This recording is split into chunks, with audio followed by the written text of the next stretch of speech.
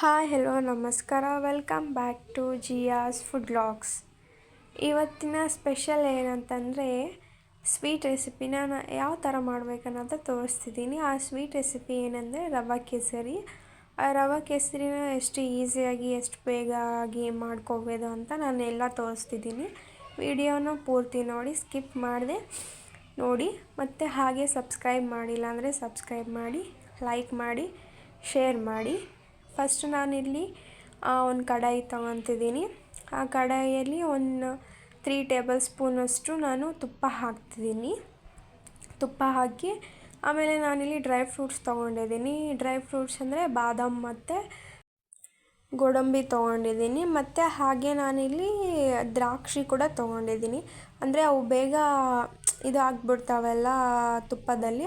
ಹಂಗಾಗಿ ನಾನು first ಇವೆರಡನ್ನ heat ಮಾಡಿಕೊಂಡು ಆಮೇಲೆ ನಾನು ದ್ರಾಕ್ಷಿ ತೊಗೊತಿದ್ದೀನಿ.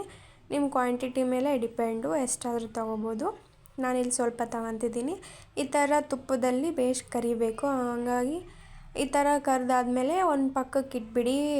ಒಂದು ಪ್ಲೇಟ್ನಲ್ಲಿ ಹಾಕಿ ಪಕ್ಕಕ್ಕೆ ಇಟ್ಬಿಡಿ. ಇದೇನು ತುಂಬ ಈಸಿಯಾಗಿ ಮಾಡ್ಕೋಬೋದು ಮನೆಯಲ್ಲೇ.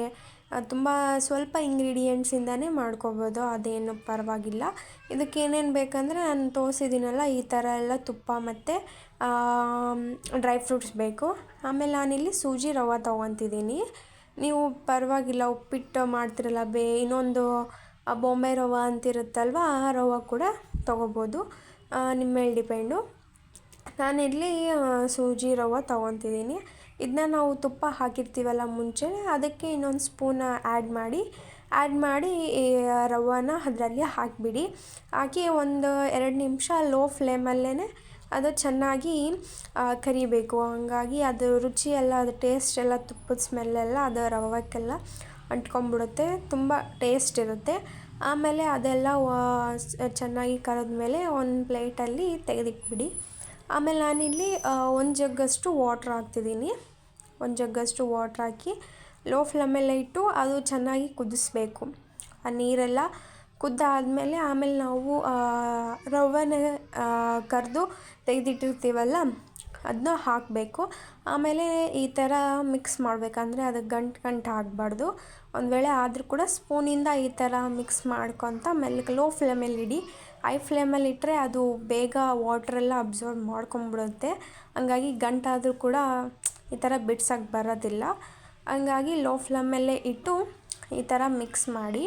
ಈ ಥರ ಅದು ಗಂಟು ಆಗುತ್ತೆ, ಆದರೂ ಕೂಡ ಸ್ಪೂನಿಂದ ಮೆಲ್ಲಗೆ ಮಿಕ್ಸ್ ಮಾಡಿ. ಆಮೇಲೆ ನಾನಿಲ್ಲಿ ಸಕ್ಕರೆ ತೊಗೊತಿದ್ದೀನಿ. ಒಂದು 4 ಟೇಬಲ್ ಸ್ಪೂನ್ ಅಷ್ಟು, ಒಂದು ಕಪ್, ಚಿಕ್ಕ ಕಪ್ ಇರುತ್ತಲ್ಲ ಅಷ್ಟು ತೊಗೊತಿದ್ದೀನಿ. ಸ್ವೀಟ್ ನೀವು ಜಾಸ್ತಿ ತಿನ್ನೋರಾಗಿದ್ದರೆ ಜಾಸ್ತಿ ತೊಗೊಳ್ಳಿ. ನಾನಿಲ್ಲಿ 4 ಕಪ್ಪಷ್ಟು ತೊಗೊಂಡಿದ್ದೀನಿ, ಅಂದರೆ ಚಿಕ್ಕ ಕಪ್ಪು. ತೊಗೊಂಡಾದ್ಮೇಲೆ ಅವಾಗೇ ಅದು ಶುಗರ್ ಹಾಕಿದ ತಕ್ಷಣ ಮಿಕ್ಸ್ ಮಾಡಬೇಕಾದ್ರೆ ಅದು ಸ್ವಲ್ಪ ನೀರು ಬಿಟ್ಕೊಳ್ಳುತ್ತೆ ಅಲ್ವಾ, ಆ ಥರ ನೋಡಿ. ಆದರೂ ನಾನು ಸ್ವಲ್ಪ ಗಂಟಾಗಿದೆ, ಪರವಾಗಿಲ್ಲ, ಏನಿರ ಚೆನ್ನಾಗಿರುತ್ತೆ ತಿನ್ನೋಕೆ ಕೂಡ. ಆಮೇಲೆ ನಾನಿಲ್ಲಿ ಹುರಿದಿಟ್ಕೊಂಡಿರೋ ಡ್ರೈ ಫ್ರೂಟ್ಸ್ ಆ್ಯಡ್ ಮಾಡ್ತಿದ್ದೀನಿ. ಇವಾಗ ಆ್ಯಡ್ ಮಾಡಿಬಿಡಿ. ಆಮೇಲೆ ನಾನಿಲ್ಲಿ ಅರ್ಧ ಲೀಟ್ರ್ಕಿಂತ ಕಮ್ಮಿ ಅಷ್ಟು ಹಾಲು ತಗೊತಿದ್ದೀನಿ.